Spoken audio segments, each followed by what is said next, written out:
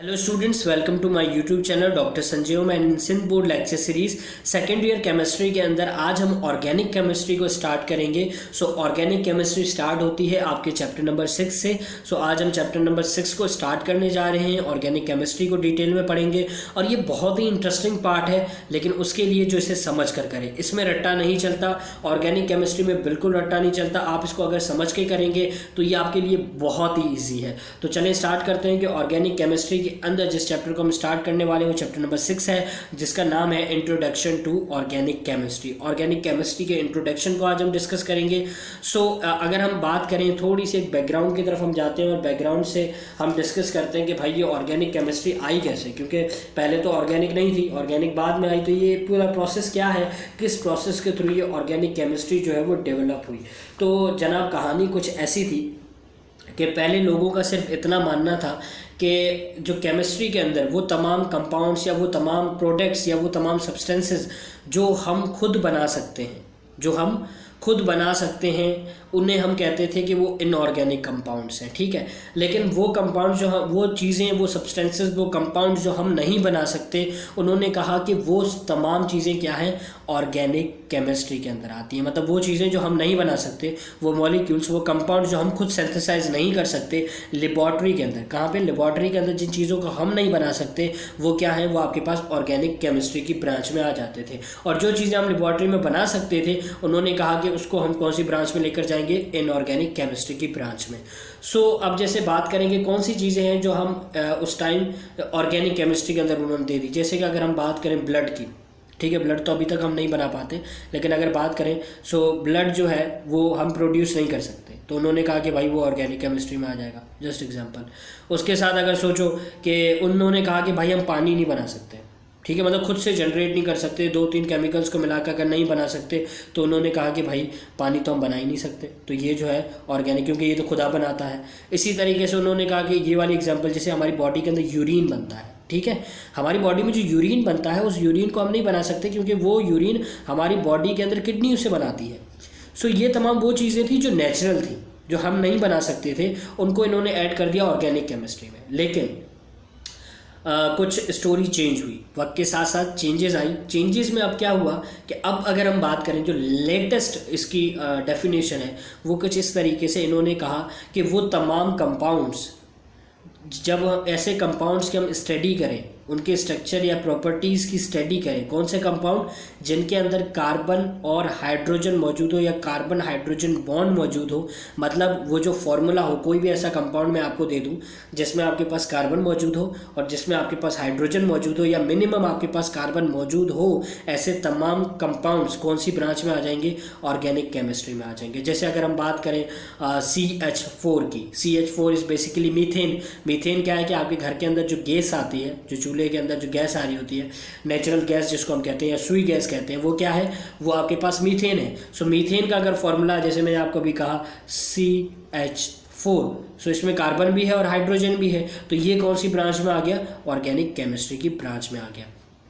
अब जैसे मैंने आपको बताया कि वो लोग सोचते थे कि वो चीज़ें जो हम नहीं बना सकते, जैसे कि मैंने बताया कि प्लांट्स या फिर एनिमल्स से डिफरेंट चीज़ें बन रही होती हैं, तो उनको उन्होंने डाल दिया था ऑर्गेनिक में। लेकिन अब ऐसा है कि ऐसा नहीं है, इनकी डेफिनेशन पूरी चेंज हो चुकी है। आप बस वो कंपाउंड देखें, वो फार्मूला देखें जिसमें कार्बन या फिर हाइड्रोजन मौजूद है, तो वो आपके पास ऑर्गेनिक केमिस्ट्री में आ जाता है। अब मैं ज़रा इस बैकग्राउंड को डिस्कस करना चाहूँगा कि ये ऑर्गेनिक केमिस्ट्री की जो कॉन्सेप्ट था इनके माइंड में, ये कॉन्सेप्ट चेंज कैसे हुआ। तो चेंज वाला जो पार्ट है वो हम पढ़ने जा रहे हैं। सबसे पहले मैं आपको पढ़ाऊँगा वाइटल फोर्स थ्योरी। ये आपके एग्जाम्स में पूछी जाती है कि what is vital force theory, और ये इसे आम अल्फाज में VFT कहा जाता है।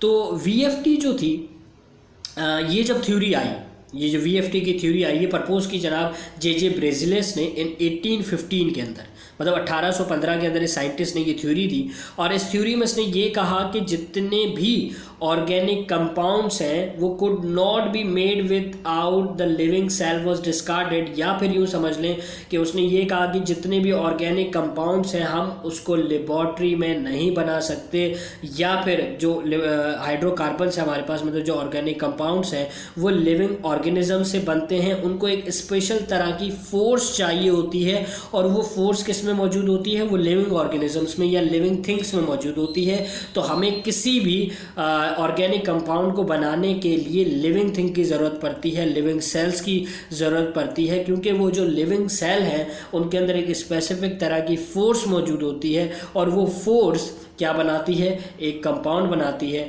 जिसे हम ऑर्गेनिक कंपाउंड कहते हैं। और इसी रीज़न की वजह से अगर हम इन्हीं चीज़ों को लिविंग थिंग्स से नहीं बनाते, मतलब लिविंग थिंग्स नहीं हमारे पास, हम जो है वो खुद से उसको बनाना चाहते हैं, तो फिर वो नहीं बनती, वो क्या, वो जो सब्सटेंस है वो आपके पास नहीं बन सकता, क्योंकि हमें लिविंग थिंग चाहिए। इसलिए उन्होंने कहा कि do not synthesise in lab, हम लिविंग थिंग्स को लैब में नहीं प्रिपेयर कर सकते। तो ये थ्योरी दी थी इन्होंने, वाइटल फोर्स थ्योरी। और अगर इसको इन शॉर्ट में और मज़ीद छोटा कर दूँ तो आप यूँ समझ लें, उसने कहा कि किसी भी लिविंग ऑर्गेनिक कंपाउंड को बनाने के लिए हमें किसी लिविंग थिंग की ज़रूरत पड़ती है, क्योंकि उस लिविंग थिंग के अंदर एक स्पेसिफिक तरह की या स्पेशल तरह की फोर्स मौजूद होती है, और वो फोर्स ही इस ऑर्गेनिक कंपाउंड को डेवलप करती है, जनरेट करती है, प्रोड्यूस करती है।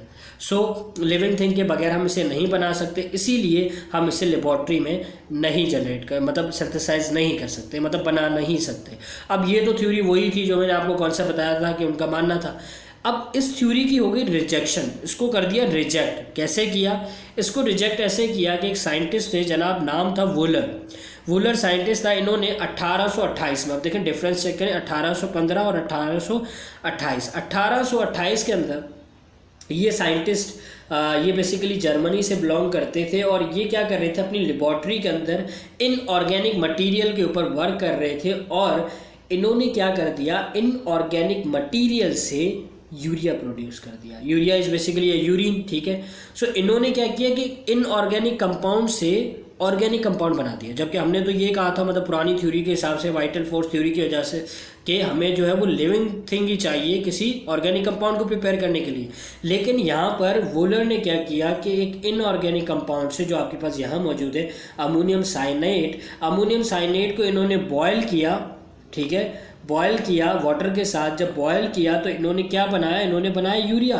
और यूरिया तो बेसिकली यूरिन है, यूरिन एक वेस्ट प्रोडक्ट है किसी भी बॉडी के मेटाबॉलिज्म का, तो उन्होंने यूरिया बना दिया। और ये यूरिन जो है, वो यूरिया जो है बेसिकली यूरिन के अंदर का एक पार्ट है, मतलब जो यूरिन हम एक्सक्रीट आउट करते हैं अपनी बॉडी से, उसके अंदर ये यूरिया जो है मौजूद होता है। तो अब यहाँ पर जब ये कॉन्सेप्ट आया और ये जब नई डेवलपमेंट हुई कि भाई वॉलर ने जो है वो एक नई चीज़ यूरिया प्रिपेयर कर दिया लैब के अंदर, मतलब इनऑर्गेनिक से ऑर्गेनिक बना दिया, तो ये जो वाइटल फोर्स थ्योरी थी ये रिजेक्शन की तरफ चली गई, मतलब अब नया कॉन्सेप्ट आ गया।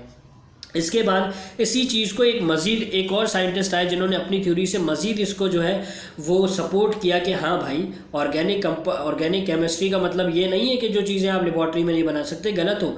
तो क्या हुआ कि जितने आजकल की अगर हम बात करें तो काफ़ी ऐसे डिफरेंट ऑर्गेनिक कंपाउंड्स हैं जिनको हम इनऑर्गेनिक मटेरियल के थ्रू अपनी लेबॉर्ट्री में प्रिपेयर्ड आजकल कर रहे हैं। तो 1828 के बाद 1865 के अंदर एक और साइंटिस्ट आए जिसका नाम था क्यूकेले, और इन्होंने प्रिपेयर्ड किया एसिटिक एसिड, जिसको हम विनेगर कहते हैं, जिसका फॉर्मूला है CH3COOH। सो ये जो विनेगर है जिसे हम सुरका कह रहे होते हैं, इसको हम केमिस्ट्री में एसिटिक एसिड कहते हैं। सो ये एसिटिक एसिड उन्होंने प्रिपेयर्ड किया। तो अब बेसिकली एसिटिक एसिड भी एक ऑर्गेनिक कंपाउंड है, क्योंकि देखो ना इसके फॉर्मूला में भी कार्बन आ रहा है और हाइड्रोजन आ रहे हैं, दो चीज़ें आ रही हैं।